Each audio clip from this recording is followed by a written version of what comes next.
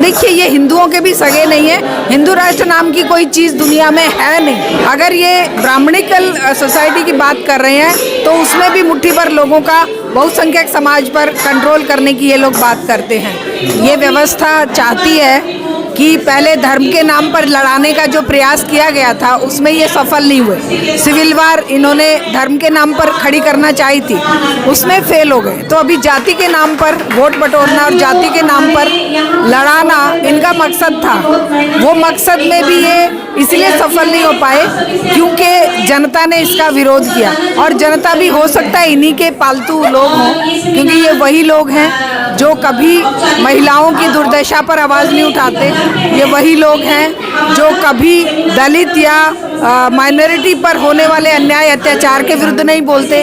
आज ये केवल अपने ऊपर आई हुई बात को लेकर कि हमारे बच्चों पर, हमारे बच्चों को अपराधी बना दिया जाएगा, जो रोज़ अन्याय अत्याचार हो रहे हैं उसके लिए क्यों नहीं बात उठाते हैं। तो ये इन्हीं के पालतू लोग थे जिन्होंने हंगामा मचाया। सरकार ने बहाना लेकर, अब सुप्रीम कोर्ट भी इनका पालतू बन गया है, क्योंकि वहाँ पर जो जज निर्णय दे रहे हैं वो निरपराध बच्चों को 5-5 साल से बेल नहीं दे रहा है सुप्रीम कोर्ट। और किस तरह के लोगों को, आशाराम या राम रहीम जैसे लोगों को रोज़ बाहर फरलो मारने के लिए छोड़ देता है।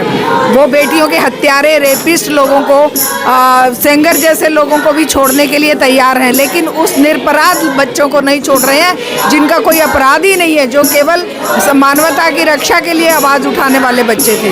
तो हमें लगता है कि ये सरकार की साजिश है, जनता को इसे समझना चाहिए। और अब चाहे वो चुनाव आयोग है, चाहे सुप्रीम कोर्ट है, चाहे सरकार है, चाहे संसद है, वो सब एक हो चुके हैं। मुट्ठी भर लोग अगर सड़क पर उतरते हैं उसके बाद सुप्रीम कोर्ट इतना प्रेशर में आ जाता है कि तुरंत उस पर स्टे दे देता है। लेकिन हमारे देश में तमाम पिछड़ों के, दलितों के, गरीबों के बहुत सारे केस जो पेंडिंग डले हैं उस अदालतें उस पर सुनवाई नहीं कर रही हैं। हाँ, उनको तो अभी जैसे राम जन्मभूमि का मसला था उसे टाल दिया गया, जैसे 370 का मसला था उसे टाल दिया गया।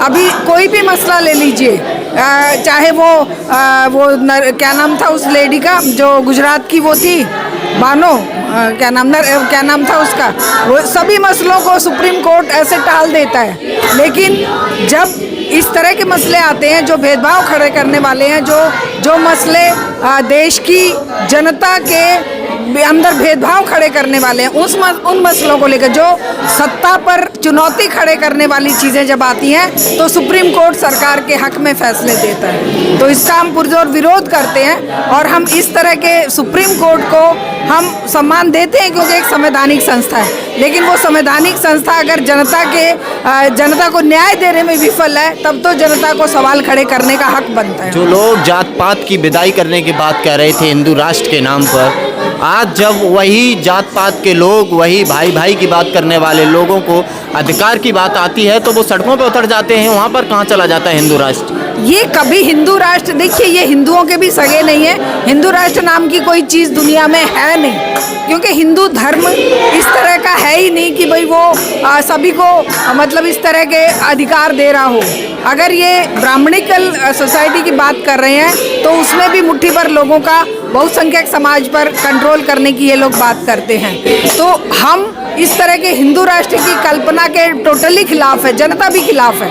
लेकिन ये जो पालतू लोग हैं जो सत्ता को बचाने के लिए, सत्ता को समर्थन के लिए और सत्ता की शाबाशी के लिए खड़े कर दिए जाते हैं, वही लोग इस तरह की बात करते हैं जो ना इनको दलितों से कोई लेना देना है, ना इनको आदिवासियों से कोई लेना देना है, ना महिलाओं की दुर्दशा से कोई लेना देना है, ना इनको किसी और तरह के अन्याय अत्याचार से कोई लेना देना है। इनको केवल सरकार के पिट्ठू बनकर सरकार के साथ खड़े होकर मलाई खानी है और सत्ता के सारे उन पदों पर आसीन होना है जहां से इनको खूब अपना लूट मचाने को मिलती है। मैम, सुप्रीम कोर्ट में जब इस केस की सुनवाई हो रही थी तो सुप्रीम कोर्ट का ये कहना है कि इसका दुरुपयोग भी हो सकता है, ओबीसी समाज के बच्चे हैं वो दुरुपयोग कर सकते हैं। हाँ, नहीं, मतलब दुरुपयोग इसी का हो सकता है। दुरुपयोग महिलाओं के खिलाफ होने वाले जो ये कानून बनाते हैं उनका दुरुपयोग नहीं होता है। दुरुपयोग तो सब चीज़ों का हो रहा है। दुरुपयोग ये कहाँ रोक रहे हैं? दुरुपयोग तो ये खुद करवा रहे हैं।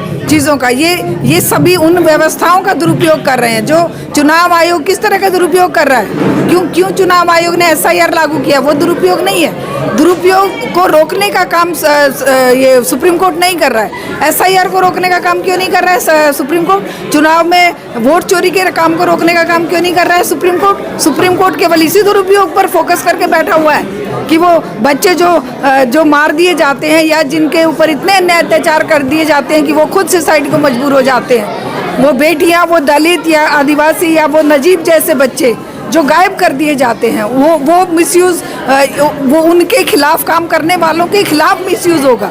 उनके ऊपर जो अन्याय अत्याचार हो रहे हैं उसका कोई लेना देना सुप्रीम कोर्ट को नहीं है या सरकार को नहीं है या व्यवस्था को नहीं है। तो ये चीज़ जनता को समझनी चाहिए और जनता को इसके खिलाफ आंदोलन खड़ा करना चाहिए। मैम, ये जो बिल एक्ट बनाया गया था, इसमें संशोधन किया गया था, तो क्या लग रहा है कि सरकार की एक राजनीतिक रणनीति थी या फिर ये हितैषी है OBC और दलितों की? ये किसी की हितैषी नहीं है, ये हिटलर शाही के लोग हैं। इनकी किसी के प्रति कोई हमदर्दी नहीं है। सत्ता को पुख्ता करने के लिए 75-80% वोट को कंसोलिडेट करने के लिए 4 राज्यों में जो चुनाव होने वाले हैं, ये जुमला लाए थे। वो जुमला हो सकता है कि इन्होंने अपने ही लोगों को खड़ा करके वापस करवा दिया, ये वाहवाही लूटने के लिए कि देखिए हम तो दलित, OBC और इनके समर्थन में बिल लाए थे, अब लोग नहीं मान रहे। लेकिन ऐसी बात नहीं है। लोग अच्छी तरह जानते हैं कि ये जो खेल हर बार खेलते हैं वो खेल इस बार इनका एक्सपोज हो गया। जो लोग आज सड़कों पर उतरे थे, अपर कास्ट के लोग, लेकिन अब OBC समाज का कहना है कि अब हम भी सड़कों पर उतरेंगे और सरकार और सुप्रीम कोर्ट के खिलाफ एक बड़ा आंदोलन है। क्या लग रहा है कि सड़कों पर OBC समाज को उतरना चाहिए जिस तरीके से इस बिल को रोका गया? देखिए, हम तो कहते हैं जाति के नाम पर किसी को भी सड़कों पर नहीं उतरना चाहिए, धर्म के नाम पर किसी को भी सड़कों पर नहीं उतरना चाहिए।